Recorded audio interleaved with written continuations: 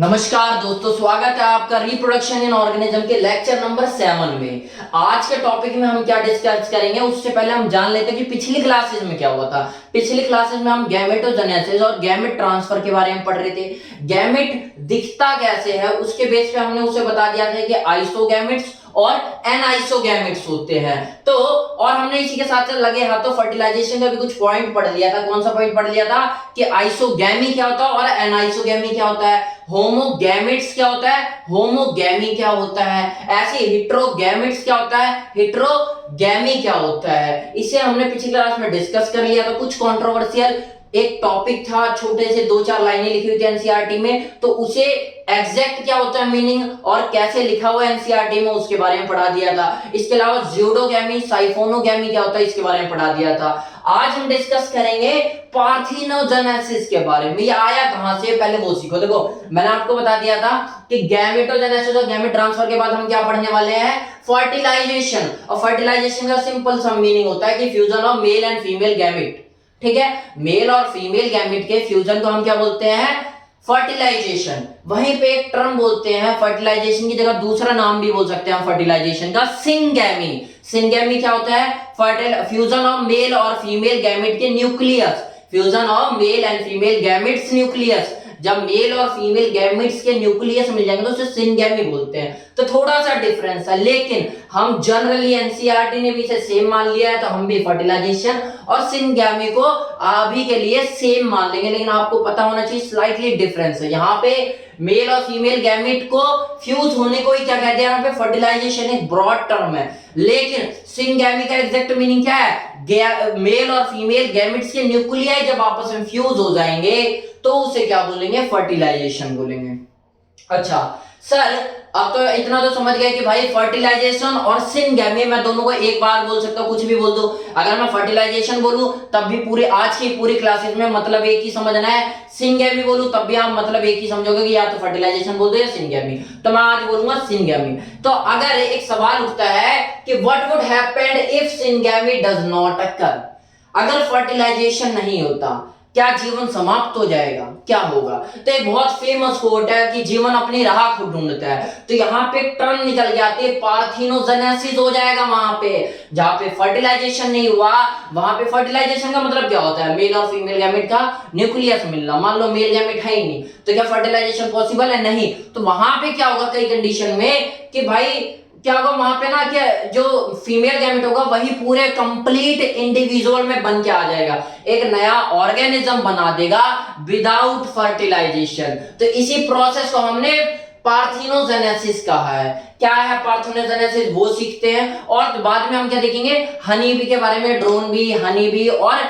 Queen B, इन सब में क्या क्या अंतर है, क्या क्या काम है और कैसे कैसे होता है। बहुत इंटरेस्टिंग स्टोरी है, उसे मैं आपको साथ साथ शेयर करूंगा। मैंने ऐसी पैराग्राफ के फॉर्म में लिख दिया, लेकिन बताऊंगा तो आपको डेफिनेटली हंसी आएगी। अच्छा, इसके अलावा हम एरेनोटोकी, थैलोटोकी और एम्फीटोकी क्या होता है इसके बारे में डिस्कस करेंगे, फिर लेक्चर समाप्त करेंगे। तो शुरुआत करते हैं पार्थिनोजेनेसिस से। तो मैंने क्या बोला था आपको कि सिंगैमी या फर्टिलाइजेशन जब नहीं होगा, जब भाई मेल गैमेट है ही नहीं उस कंडीशन में, जब हैबिटेट में मेल है ही नहीं प्रेजेंट, तो क्या मेल फीमेल गैमेट जो होंगे वो मर जाएंगे, जीवन समाप्त हो जाएगा, नहीं। जीवन अपनी राह खुद ढूंढेगा और एक नया प्रोसेस निकल जाता है यहां से, पार्थिनोजेनेसिस। पार्थिनोजेनेसिस क्या होता है, a form of asexual reproduction. अब बोलोगे सर सेक्सुअल रिप्रोडक्शन की एग्जांपल बोले, देखो रिलेट कर रहा है कहीं ना कहीं, इसलिए मैं पढ़ा रहा हूं आपको।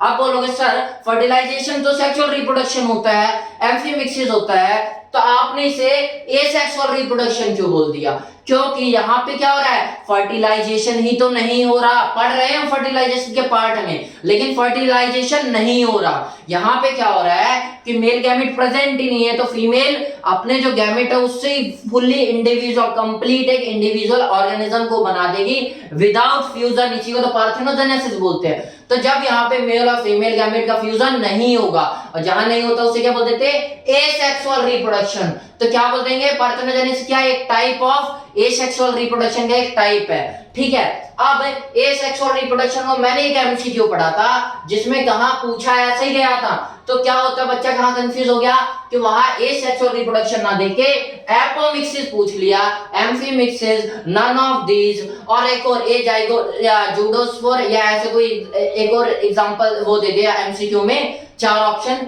तो वहां पे एपोमिक्सिस लगाना तो बच्चा कंफ्यूज कि हो क्या रहा है। कुछ नहीं यार, आपको पहले ही पढ़ा चुका हूं कि एसेक्सुअल रिप्रोडक्शन को हम एपोमिक्सिस कह देते हैं। एपोमिक्सिस जहां गया समझ जाना एसेक्सुअल रिप्रोडक्शन के बारे में बात चल रही है। अब पार्थेनोजेनेसिस होता क्या है उसे सीखो।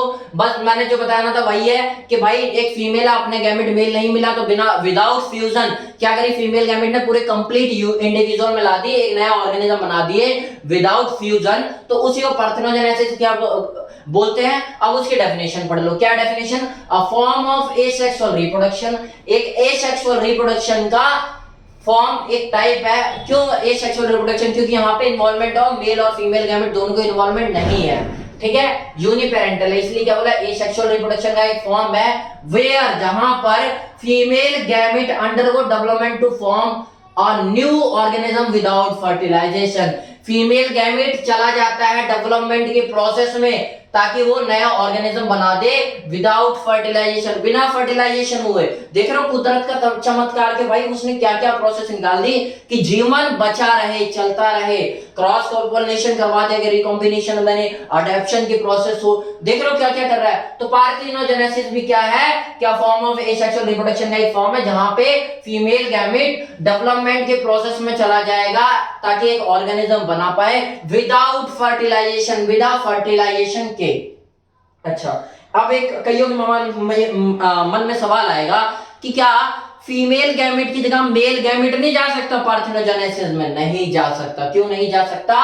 मेल गैमेट है cytoplasm in very negligible amount. Male gamete के अंदर क्या होता है, स्मॉल होता है, मोर एक्टिव होता है, लेकिन साइटोप्लाज्म ना के बराबर होता ही नहीं है। इतना ही होता है कि वो फीमेल बॉडी तक जा सके। उसे अंदर ही अपने गैमेट को एक फुली इंडिविजुअल में डेवलप करने का कैलिबर नहीं होता, कैपेसिटी, इतना साइटोप्लाज्म नहीं होता कि उसे अपने गैमेट को इतना न्यूट्रिशन प्रोवाइड कर सके ताकि वो फुली या कंप्लीट इंडिविजुअल में वो आ पाए, एक नया ऑर्गेनिज्म बन पाए। इसलिए हमेशा पार्थेनोजेनेसिस में फीमेल गैमेट ही डेवलपमेंट की प्रोसेस में जाएगा, ना कि मेल गैमेट। क्यों नहीं जाएगा? बता दिया आपको कि मेल गैमेट है cytoplasm in very negligible amount. उसके बाद so it can't do parthenogenesis, मैंने बता दिया, इसलिए पार्थेनोजेनेसिस नहीं कर सकता।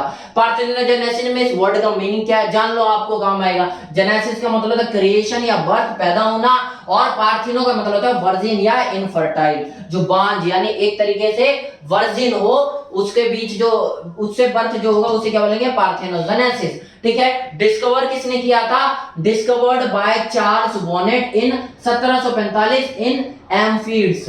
एम्फीड्स में इन्होंने डिस्कवर किया था, किसने? चार्ल्स बॉनेट ने 1745 में। इसे याद नहीं रखना क्योंकि एनसीईआरटी में नहीं है ये, ठीक है। आगे बढ़ते हैं तो क्या सीखते हैं? पार्थेनोजेनेसिस होगा जब सिंगैमी नहीं होगा, दिस विल हैपन। अब टाइप क्या होते हैं पार्थेनोजेनेसिस के, वो सीख लो। 2 टाइप होते हैं, या तो नेचुरली हो रहा हो, क्या होता है मैक्सिमम केसेस में, ऑलमोस्ट केसेस में ये नेचुरली होता है, लेकिन कहीं ना कहीं इंसानों ने अपने फायदे के लिए आर्टिफिशियल पार्थेनोजेनेसिस को भी डेवलप कर लिया। तो पुरानी किताबों में देखोगे तो आप क्या लिखा मिलेगा कि इट इज नेचुरल प्रोसेस। तो एक बात, आप आर्टिफिशियल के बारे में पढ़ा रहा हूं, तो ये नेचुरल प्रोसेस कहां से होगी? तो इसलिए पार्थेनोजेनेसिस नेचुरल प्रोसेस नहीं है, ठीक है। अब नहीं है, पहले थी, अब तो इंसानों ने डेवलप कर दिया अपने फायदे के लिए। तो नेचुरल प्रोसेस में पढ़ लेते हैं, पहले पढ़ लेते हैं आर्टिफिशियल के बारे में। बोलो सर आर्टिफिशियल के बारे में क्यों पढ़े? क्योंकि आर्टिफिशियल क्या है, छोटा है, पहले इसे कवर कर लेते, फिर इतना ब्रॉड जो चीजें लिखी हुई है उसे भी बता देंगे।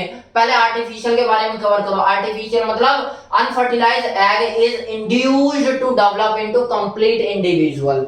क्या बोला कि आर्टिफिशियल एक अनफर्टिलाइज्ड एग है, एक अनफर्टिलाइज्ड एग है, वो क्या हो रहा है, एक इंडिविजुअल बनने आने के लिए डेवलपमेंट के प्रोसेस में चला जाए बिना फर्टिलाइज किए, अनफर्टिलाइज एग हुए, ठीक है। एक अनफर्टिलाइज एग है, वो डेवलपमेंट के प्रोसेस में चला जाए तो उसे क्या बोलेंगे, आर्टिफिशियल। लेकिन आर्टिफिशियल कब बोलेंगे? जब उसमें मैन की इन्वॉल्वमेंट हो, इंसानों की कोई इन्वॉल्वमेंट हो।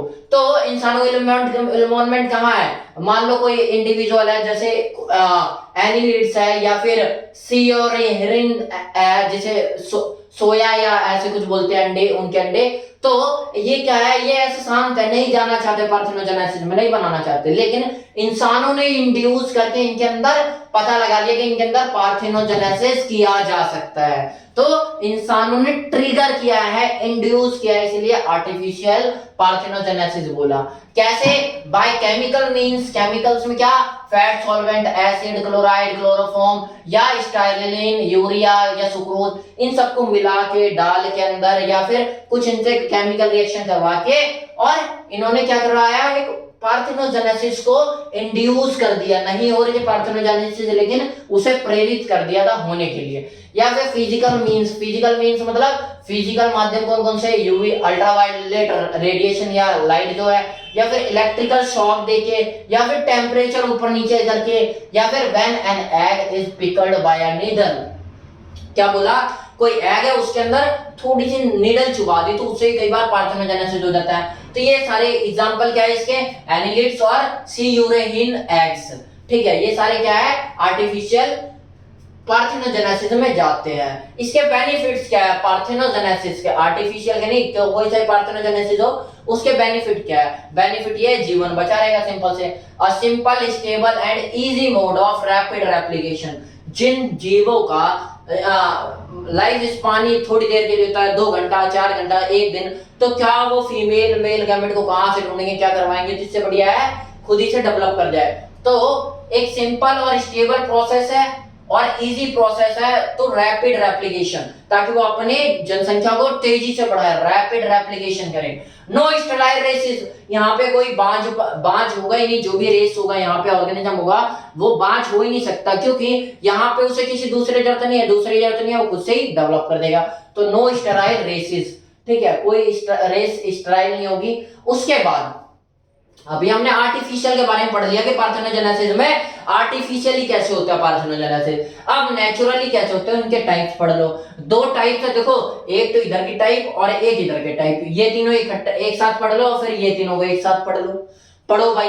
एक होगा पार्थेनोजेनेसिस जिसमें कंप्लीट या ऑब्लिगेटरी, यानी जिन जीवों में सिर्फ पार्थेनोजेनेसिस से ही बच्चा होता हो, यानी ऑर्गेनिज्म होता हो, बेबी होता हो, ऑफस्प्रिंग होता हो, या फिर जिसके अंदर या तो ऐसे जीव निकलेंगे जिसके अंदर भाई सेक्सुअल मोड ऑफ रिप्रोडक्शन भी होता दिखता हो और पार्थेनोजेनेसिस भी दिखता हो।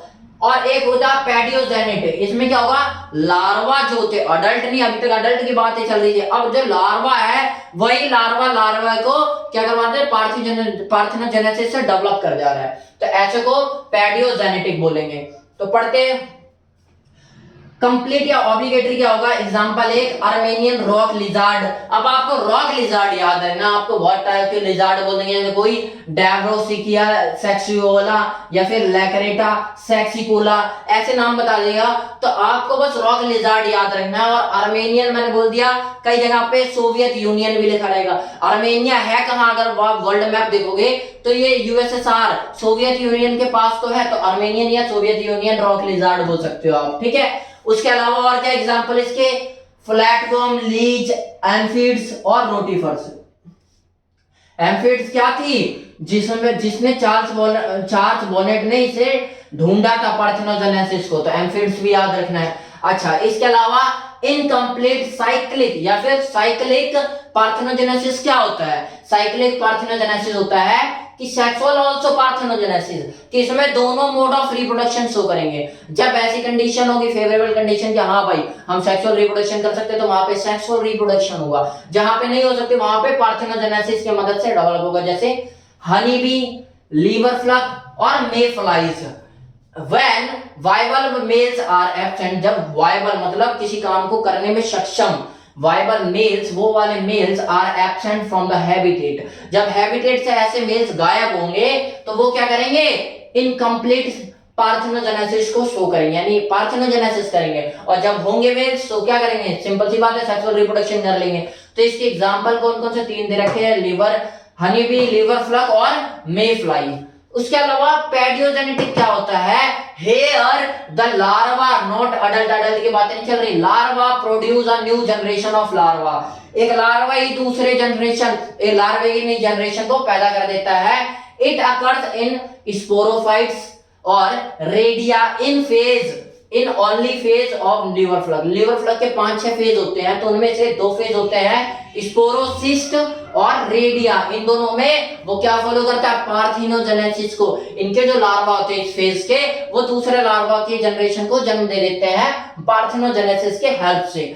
Also larva of some insect like golfly, golfly like insect, ये जो फ्लाई है इनके अंदर भी लार्वा, इनके भी क्या देते हैं, अगली जनरेशन लार्वा के अगली जनरेशन को जन्म दे देते हैं पार्थिनोजेनेसिस के हेल्प से।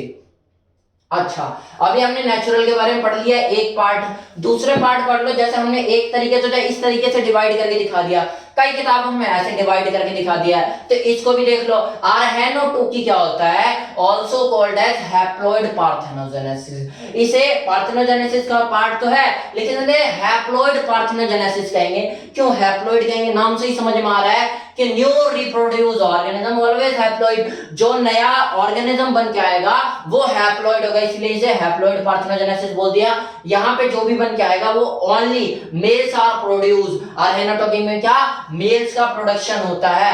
अच्छा, एग्जांपल क्या है, ड्रोन बी, ठीक है। उसके अलावा थैलोटॉकी, ड्रोन भी अगर मैंने बोल दिया हनी बी, तो हनी बी एम्फीटॉकी शो करती है। यहाँ पे क्या मैंने सिर्फ इसलिए ड्रोन बी स्पेशलाइज्ड नाम लिया है, कहीं कहीं हनी बी भी लिखा होगा तो भी कोई दिक्कत नहीं है, लेकिन आपको पता होना चाहिए हनी बी में कौन सा, ड्रोन बी, एग्जैक्ट आपको इंफॉर्मेशन पता होनी चाहिए।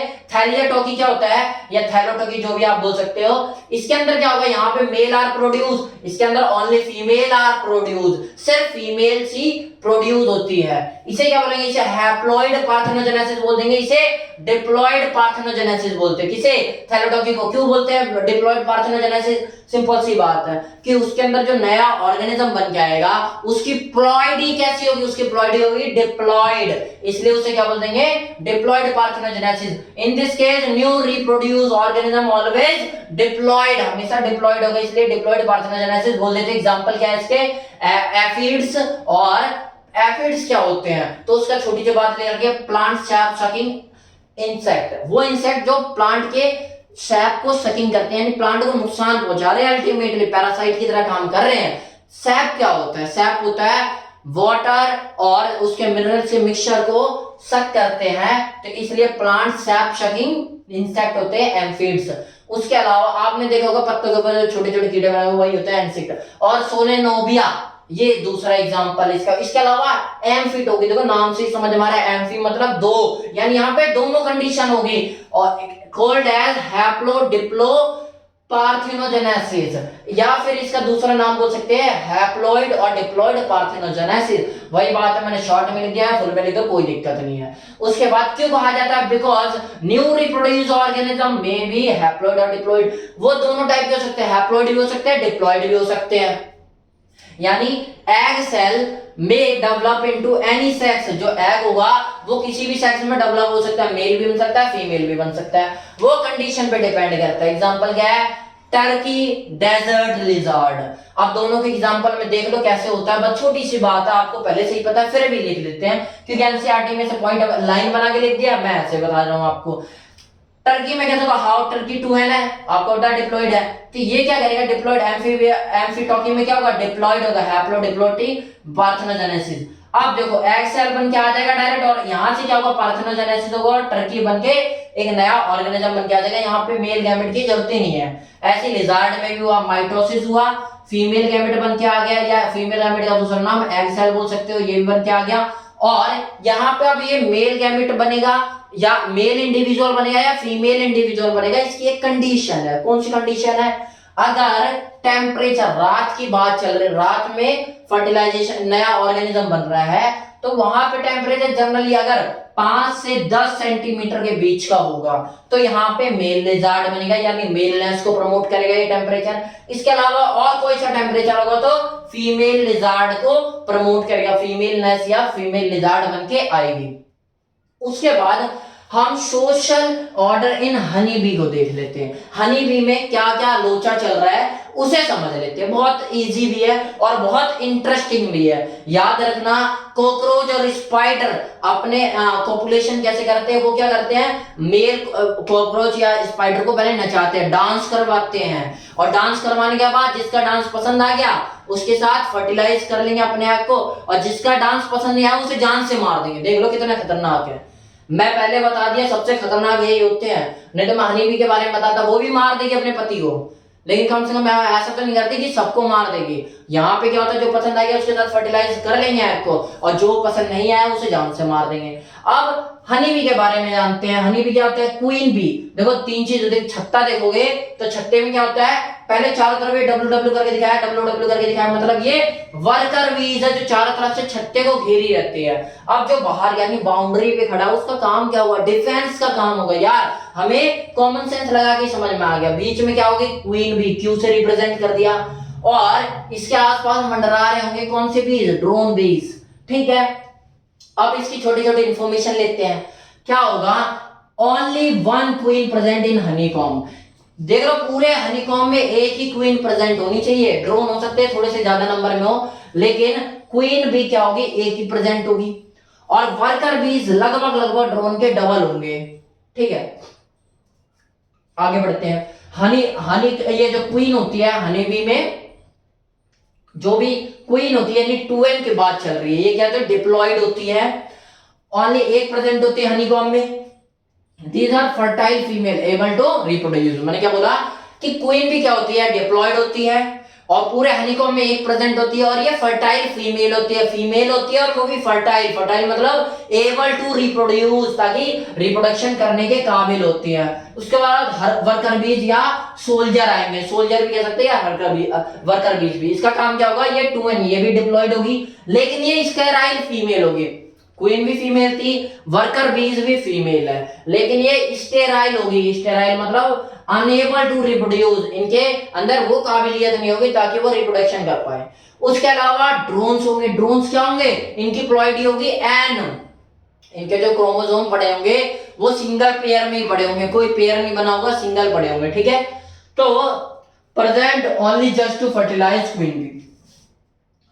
अब देखो ड्रोन का काम क्या होता है, ये मैंने आपको बता दिया कि just to fertilise queen bee. ये जो क्वीन बी है इसे फर्टिलाइज करने का ही काम है, और कुछ काम नहीं है। ठीक है, आगे बढ़ते हैं।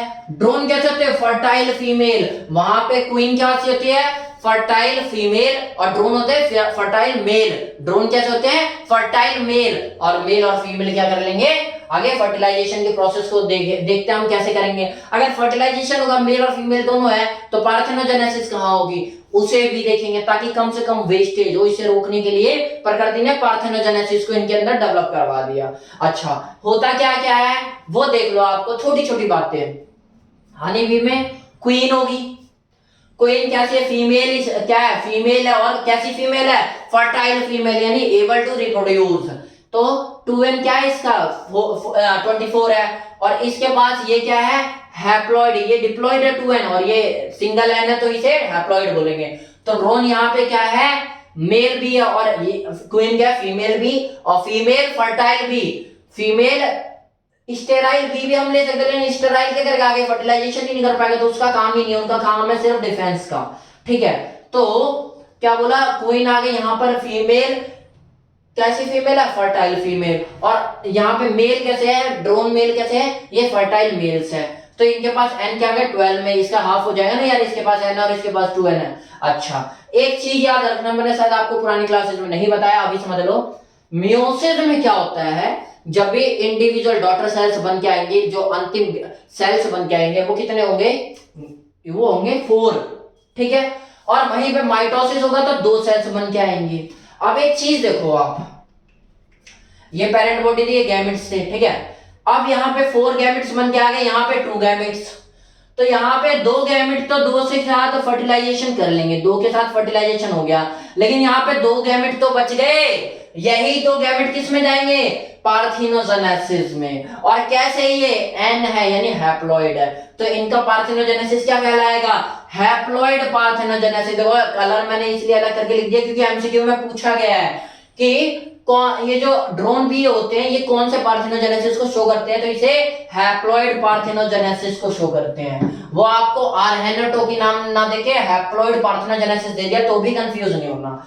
उसके बाद देखो दो का तो दो से यहाँ पे मिलन हो जाएगा और फर्टिलाइजेशन हो जाएगा, और यहाँ पे 4 था तो 2 बच गया तो 2 क्या होगा, नो फर्टिलाइजेशन। विदाउट फर्टिलाइजेशन क्या बन जाएगा, ड्रोन्स बना लेंगे। दोबारा n से n बन जाएगा, हैप्लॉइड पार्थेनोजेनेसिस हो रहा होगा, क्योंकि यहाँ पे जो इंडिविजुअल बन के आया है n है, तो n को मियोसिस में ना ले जाएंगे माइटोसिस में ले जाएंगे, तो क्या बनेगा यहाँ पे फिर माइटोसिस होगा और क्या बन के आएंगे, n ही बन के आएगा। तो इसे हैप्लॉइड पार्थेनोजेनेसिस कहेंगे, क्योंकि यहाँ पे क्या हो रहा है कि हैप्लॉइड ऑर्गेनिज्म बनकर आ रहा है। हैप्लॉइड पार्थेनोजेनेसिस क्या थी, जिसमें new reproduce organism always haploid, जो हैप्लॉइड होगा यहाँ पे हैप्लॉइड है ड्रोन, इसलिए पार्थेनोजेनेसिस में 2 सेल्स चली गई और बाकी जो थे 2 सेल्स बची और यहाँ 2 सेल्स ये फर्टिलाइज हो जाएगी। ये एग सेल थे क्योंकि फीमेल से आ रही थी और ये स्पर्म सेल से क्योंकि मेल से आ रहे थे। अच्छा ये एन इसका मिलकर क्या बना है 2n, तो यहाँ क्या बनेंगे फीमेल लार्वा, बहुत सारे बन जाएंगे, ठीक है लार्वा। अच्छा अब इसे लार्वा क्यों बोला सर, फीमेल हमने गैमेटोफाइट क्यों नहीं बोला या फिर और कुछ नाम नहीं दिया, लार्वा क्यों बोला, क्योंकि बिकॉज दे आर इंसेक्ट। जो हनी बी है क्या ये इंसेक्ट है, तो इंसेक्ट क्या करते हैं, लार्वा को देते हैं, तो फीमेल लार्वा बनेगी। कैसी बनेगी, फीमेल लार्वा बनेगी। अच्छा उसके अलावा अब देखो फीमेल लार्वा में अब कौन से क्या बनने हैं वो डिसाइड होगा आगे रॉयल बी के बारे में। रॉयल बी क्या होता है, एक रॉयल जेली समझो क्या होता है। रॉयल जेली होता है हाईली न्यूट्रिशियस केमिकल, ये एक ऐसा हाईली न्यूट्रिशियस केमिकल है जो क्या करेगा, ability to develop sex organ, इसके पास एबिलिटी होती है ताकि सेक्स ऑर्गन को डेवलप कर पाए, ठीक है। तो देखते हैं, तो फीमेल लार्वा बना। अब क्या होता है कि ना जो वर्कर बीज होती है इनके पास ग्लैंड प्रेजेंट होती है, उनके अंदर क्या वहां से रिलीज होता है ये रॉयल जेली, कई क्या बता देते हैं फ्लावर के बड से रिलीज होता है, लेकिन आपको पता होना चाहिए रॉयल बी कहां से आ रहा है, वो पता चल गया। अब देखो रॉयल बी आगे कहां हो जाएगा, अब रॉयल बी क्या होगा, इलेक्शन इनके ये they knows their life span, वो सब हमने लाइफ स्पान को जानते हैं। जैसे इलेक्शन की प्रक्रिया होती है ना हमारे देशों में, ऐसे यहाँ भी होती है, यहाँ पे भी इलेक्शन होगा और चुना जाएगा किसे हमें रानी बनाना है, जिसे रानी बनाना होगा उस इंडिविजुअल को रॉयल बी मिलेगी, रॉयल जेली मिलेगी। छत्ते में रॉयल जेली रखी रहेगी, वो क्या होगा, फीडिंग बाय इलेक्शन के द्वारा पता करेंगे कि हाँ भाई किसे खिलाना है। अच्छा जो रॉयल बी जेली खा लेगा, जो फीमेल लार्वा जो भी बनने वाले हैं उनमें से जो रॉयल जेली खा लेगा वो क्या बन के आएगी, क्वीन बी। इसलिए मैंने रेड में लिखा है, देखो मेन क्या है, क्वीन है, तो क्वीन कैसे बन के आएगी, जो रॉयल जेली खा लेगा वो क्वीन बी बनेगी। बाकी जो बच गए वो वर्कर बीज बन जाएंगे। ड्रोन तो वहां बन ही रहे थे, बचे क्या वर्कर बीज कौन से बन जाएंगे, जो नहीं खा पाए, ठीक है। तो बाकी क्या बन जाएंगे, वर्कर बीज। समझ रहे, देख रहे, एक बार क्वीन बी बन गए और यहाँ पे क्या बना है, वर्कर बीज। उसके बारे में अब देखो थोड़ी साइज के बारे में जान लेते हैं।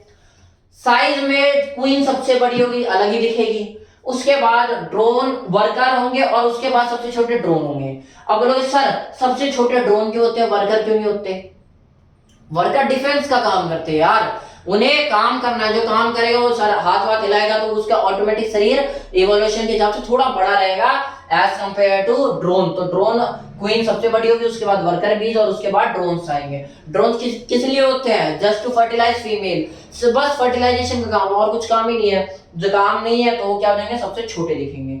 अच्छा वर्कर बीज जो होती है उनके काम जान लो, क्या काम होते हैं, they collect nectar from flower from the complete honeycomb for the complete honeycomb और बिहाइव या हनीकॉम्ब सेम चीज, मधुमक्खी के छत्ते क्या बोलते हैं, बिहाइव या हनीकॉम्ब बोलते हैं। तो वो क्या करते हैं, नेक्टर फ्लावर से क्या करते हैं, खींच लाते हैं यानी कलेक्ट करते हैं, ताकि वो पूरे जितनी मधुमक्खियां उन सबको फीड करवा पाए, या यानी हनीकॉम्ब या अपने बिहाइव के लिए वो क्या करते हैं, नेक्टर को कलेक्ट करते हैं। अब नेक्टर कलेक्ट करते तो आपको भी पता है दिक्कत हो सकती है भाई, पता चले कि कोई आगे मारने लग गया, भगाने लग गया, तो उनके बाद डिफेंस के लिए क्या होते हैं, डंक होते हैं, जो मधुमक्खी ने काट लिया वही डंक। They have siphon for defence, याद रखना आपको जितनी भी आज तक मधुमक्खियों ने किसी ने भी काटा हो तो याद रखना उनमें से मैक्सिमम वर्कर बीज होंगे।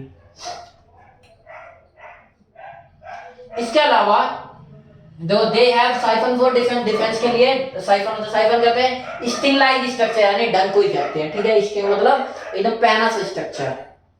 अच्छा, इसके अलावा कुछ और इंपॉर्टेंट पॉइंट जानते हैं। देखो अब आप बोलोगे सर क्या क्वीन भी एक ही बनेगी? हाँ, हमेशा क्वीन भी एक बनेगी। क्या सर ऐसा हो सकता है? देखो लाइफ स्पान पता है, जब क्वीन मर रही होगी तभी वो फर्टिलाइजेशन करवा के नई एग बनेगी। और कई बार ऐसा हो गया जैसे दो क्वीन भी बन गई, दोनों दो ने खा लिया जली, कौन सी जली? रॉयल जली, तो दो क्वीन बन गई। तो वहां पे एक प्रोसेस होती है, बहुत अच्छी प्रोसेस, नाम क्या है? Process swarming. स्वार्मिंग मतलब वो क्या करेगी, जब दो बन जाएगी तो आपको पता है दो राजा एक साथ नहीं रह सकते, तो बंटवारा कर लेंगे। उस हिसाब से वो भी जो नई क्वीन बनेगी वो क्या करेगी कि भाई कुछ ड्रोन और वर्कर बीज को लेके अलग छत्ते बना लेगी। तो आपने देखो कई बार इकट्ठे बहुत सारी मधुमक्खियां जा रही होती है, तो दो कारण होते हैं, या तो किसी ने उनका छत्ता तोड़ दिया हो, या फिर क्या होता है स्वार्मिंग की प्रोसेस हो रही होती है वहां पे। तो स्वार्मिंग का मतलब क्या होता है? Process of formation of new honeycomb. एक नए छत्ते बनाने के लिए जब जा रहे होते हैं, तो वो जब नया छत्ता बना रहे होते हैं बाय न्यू क्वीन, एक नई क्वीन पैदा हो जाती है। जब एक से ज्यादा यानी दो क्वीन हो जाती है, तो एक हनी क्वीन, एक क्वीन क्या होती है, एक नया छत्ता बनाने की तैयारी कर लेती है, और वो जान लगती है छत्ता बनाने के लिए। तो उस प्रोसेस को कि जब वो जो मधुमक्खी का जो छत्ता है उसकी फॉर्मेशन हो रही होगी by new queen, by taking some drones and worker bees, worker bees और ड्रोन्स को ले जाके एक नए छत्ते का निर्माण कर लेगी। उसी को क्या बोलेंगे हम? स्वार्मिंग। प्रोसेस का नाम क्या है? स्वार्मिंग। थोड़ी सी इंपॉर्टेंट है, जान लो, अच्छा लगेगा होगा आपको कि हाँ भाई क्या होता है, आपको नॉलेज मिला होगा स्वार्मिंग होता क्या है। उसके अलावा they all know there life span, वो सारे अपने लाइफ स्पान जानते हैं, यहाँ पे इलेक्शन होता है इसीलिए, ठीक है। उसके अलावा एक चीज जान लो, देखो होता कैसे है, अब ये मेन चीज है, हनी बी में या हनीकॉम्ब में कैसे फर्टिलाइजेशन की प्रोसेस होती है। देखो firstly queen bee goes out of honeycomb followed by drones. क्या बोला? पहले क्वीन बाहर निकलेगी और फिर ड्रोन बाहर निकल जाएंगे। कैसे निकलेंगे? ड्रोन को क्या मतलब भाई निकल रहे हैं? क्योंकि क्वीन जब निकलेगी ना वो फेरामोन्स छोड़ देगी। फेरामोन्स होते हैं कि हेल्थी न्यूट्रिशियस केमिकल्स होते हैं जो न्यूट्रिशन की हेल्प करते हैं। लेकिन मेनली काम क्या होता है हनी बी के केसेस में कि जब वो फेरामोन्स छोड़ेगी, तो जब फेरामोन्स वो छत्ते पे रख के छोड़ दे तो समझ में आता है भाई यही हमारी कॉलोनी है, कोलोनाइजेशन के लिए। और जब वो छोड़ेगी ना तो ड्रोन्स को उन्हें अट्रैक्ट करेगी। इसका दूसरा काम क्या होता है फेरोमोन्स का? कि टू अट्रैक्ट ड्रोन। जब ड्रोन्स को मेल, फर्टाइल मेल है ये ड्रोन को अट्रैक्ट करेगी, और जब अट्रैक्ट करेगी, चलो ठीक है, और जैसे ही किसी ने फर्टिलाइज कर दिया फीमेल को, बाहर निकलती फर्टिलाइज कर दिया, समझ लो मारा गया, मधुमक्खी वहीं पे उसे मार देगी और वापस आ जाएगी अपने छत्ते में। मतलब सही है, बाकी तो ड्रोन बच गए, नहीं बचेंगे। क्यों नहीं बचेंगे? क्योंकि उनके पास व्हाइट आइज होती है। व्हाइट आइज मतलब या फिर ब्लाइंड, बिल्कुल अंधे होते हैं। वो कैसे बाहर आए थे? वो आए थे जब जो क्वीन भी थी उसने क्या छोड़ा था? अपना फेरामोन्स रिलीज किया था। उसकी गंध को सूंघते वो बाहर तो आ गए थे, लेकिन जब क्वीन भी अंदर आ रही है ना फर्टिलाइज होके, तो वो क्या करेगी? फेरामोन्स रिलीज नहीं करेगी। नहीं रिलीज करेगी तो क्या होगा? मर जाएंगे सारे। और अब हम ये बोल नहीं सकते कि उनके फोर फादर बचेंगे, फादर तो बचा नहीं। जो क्वीन भी है उनसे जो बेबीज आएंगे उनके फादर तो बचे नहीं, लेकिन फोर फादर बचेंगे। फोर फादर का मतलब चाचा ताऊ। चाचा ताऊ मतलब यानी बताने का भी बता दिया आपको, फोर फादर कहा जाता है। मतलब जो ड्रोन्स गए उनके भाई भी तो अंदर रुके होंगे, सारे सारे ड्रोन समझ लो, कुछ बच भी गए होंगे। और जो वर्कर भी जब वो भी तो आप इनमें भाईचारा रखते होंगे, तो ये चाचा ताऊ इनके बच जाएंगे। तो वही चीज लिख रखी है, आप पढ़ लो, आपको समझ में आ जाएगा फटाफट। क्या है? Firstly queen bee goes out of comb. Comb से पहले क्या कर देगी? पहले क्वीन भी बाहर जाएगी, फॉलोड बाय ड्रोन्स, उसे फॉलो करते हुए ड्रोन भी बाहर चले जाएंगे। Due to increase of pheromones by queen, queen pheromones को रिलीज करेगी, इसलिए ड्रोन्स बाहर चले जाएंगे उसके पीछे पीछे। उसके बाद drone that fertilises the queen will be killed by the queen. जो ड्रोन क्या करेगा? फर्टिलाइज कर देगा क्वीन को, उसी को क्वीन मार देगी, ठीक है। Will be killed bye queen, queen के द्वारा मारा जाएगा। उसके बाद queen come back into comb, वापस वो अपने छत्ते में आ जाएगी क्वीन। और but not followed by the alive drone, पर जो जिंदा ड्रोन बाहर बच गए वो नहीं आ पाएंगे। वापस क्यों नहीं आ पाएंगे? क्योंकि भाई सिंपल सी बात है कि उसने फेरामोन रिलीज नहीं किया, और जब फेरामोन रिलीज नहीं किया तो वो मारे जाएंगे। इसके अलावा आप देखो, आपको सारा लेक्चर खत्म हो ही गया, बस एक पॉइंट और जान लो, कोई सा पॉइंट नहीं है, बस यही बच गया था कि हाँ भाई उनके फोर फादर्स बचेंगे, या फिर उसे ग्रेट फादर कहते हैं। मेरे को पता है लाइट चली गई है, मेरी बातों को ध्यान से सुन लो। क्या बोला कि फादर तो अब खत्म हो गया, लेकिन उसके ग्रेट फादर्स बच जाएंगे। बस आई होप आपका आज का लेक्चर समझ में आया होगा। मैंने सारे पॉइंट पहले ही आपको बता दिए और अब आप पढ़ोगे तो आपको समझ में आ जाएगा। नमस्कार।